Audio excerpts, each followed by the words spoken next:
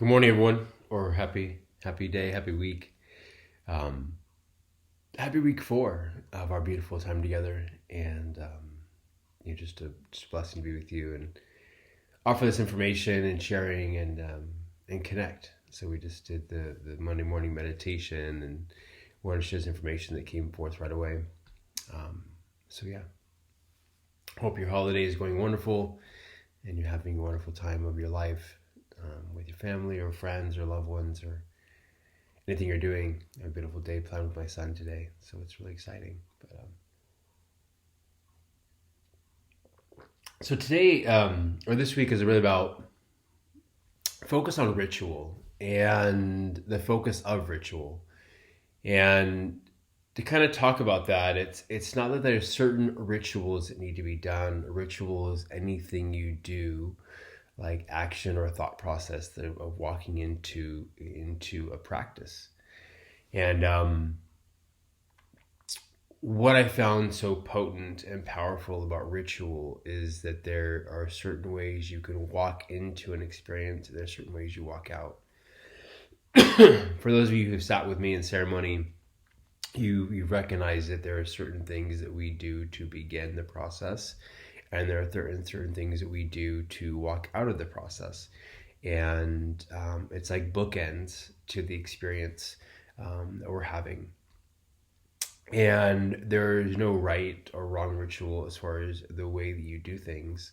But what I've noticed in my own practice is that when I begin to do, so for example, say meditation, like when I begin to like light the candles, which is something I do every time, I sage myself. I light the incense, or I begin to burn some kind of offering. And then maybe I begin to do the breath work. My system is like, oh, we know what you're doing. We've done this before. And so we know you're about to drop into meditation, or we know you're about to drop into something, or you start drinking the water and your body knows like, oh, you're about to do Campo. And you begin to feel the medicine start already beginning to happen, working as you start drinking the water, like your body knows what's about to happen.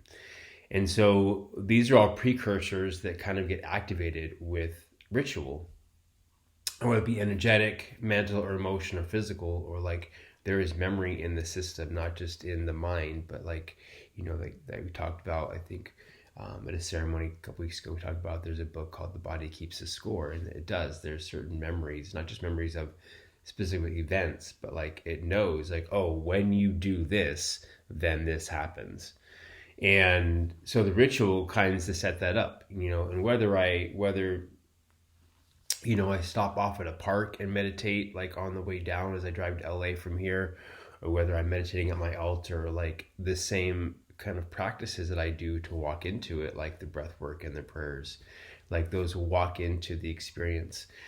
And so there is a certain, not one specific ritual, but the point is like these rituals hold power. And when I say focus, it isn't about like you focusing on the ritual. It's about really realizing and understanding like the focus that the ritual brings to the experience of your practices, and helps kind of like dial it in, and yeah. And so for me, like sometimes when I may be having a busy day, a hectic day of just having activities or one thing from the next, I drop into meditation. I don't ever feel like I'm like a tornado, but the point is like as I begin to do the breath work or light the candles, and my system's like, oh, I know what you're about to do, and so it begins to prepare itself. It's really also honoring like the consciousness of your being is not just mental, like it's energetic, mental, emotional, and physical. And so it has an ability to like read like what you're doing and what you're stepping into as you begin to put your focus on it on a mental level, and it begins to recalibrate your system for that experience you're designing to walk into. So this really becomes important with your practices. When you begin to sit down to do something or go into movement or do whatever you're doing for your practices, and honoring all total being of who you are, like there's a certain practice that you go into doing it. It doesn't have to be all these things of like doing a bell and a chant and lighting the sage and the Palo Santo, and like it doesn't have to be that, but I would highly suggest, like, as you design this total being practice, that there's a certain way that you walk into it and there's a certain way you walk out. Like when I'm done with my practices, as most of you witness, like in ceremony, like there's a prayer and there's a bell, and those things kind of bring a completion to the process. And it really helps, like I said, these are great bookends to the practice. So there's no right or wrong ritual. As I mentioned earlier in this recording, it's just the fact of what you do to walk in, to walk out. So having something that your system can kind of like relate to as you do anything.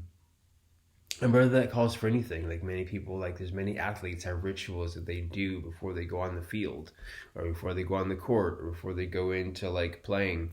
There's certain things that they do, not in the line of like superstition, but just more like in the line of ritual. There's something they do to prep themselves to like get them in that space as they go into this very powerful moment within themselves.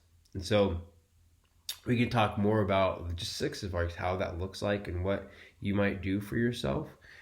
But I just want to talk about like what the focus that ritual brings into your practices when you begin to sit down and or do whatever you're stepping into. So, but yeah, that's what I want to share with you this week. And we're just compounding, like building this beautiful connection to your heart space, and we're kind of drawing in all the things from the most expansive part and really starting to draw it into this like fine point connection that you have with yourself. So these are all like guidelines or recommendations, suggestions that I've experienced. I hope many other people experience in their process of this connection. And these things, you can take it or leave it. It's really, if it resonates with you, beautiful. If it doesn't, great. It's whatever like calls to you. So we'll talk about this week on the calls, and hopefully it's added to your practice. I know there's a lot to do, and you'll have lives going on, so I don't want to, fill your bucket up with things to do, but just want to keep adding these little snippets and trinkets or little gifts of additions to what you can do for this really designing like your connection to self through your practices. So blessings be to your day. All right. Wow. Mahalo.